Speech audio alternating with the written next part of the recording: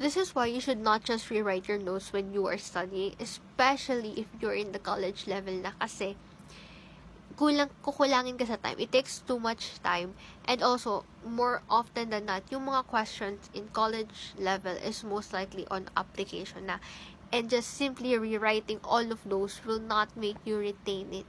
Instead, try implementing active recall. With active recall, your brain is understanding, or rather remembering 75% of the things that you are studying, comparison to just rewriting your note. And I'm gonna show you a way that you can do it just using your phone. Just go to your browser and then search for Blockbox AI, and then click the first link.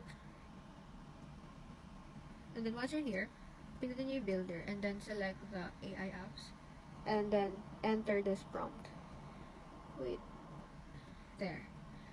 Click nyo tong parang clipboard or paperclip.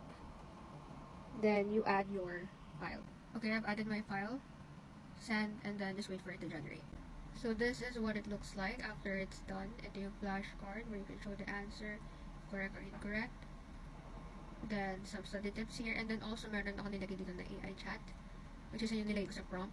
Para if you do not understand some specific questions, you can ask directly here. Hindi mo na kailangan mag-switch to another browser just to ask questions, para mas malinaw siyang maintindihan in a more deeper level. So I hope that helps. Start doing active recall now.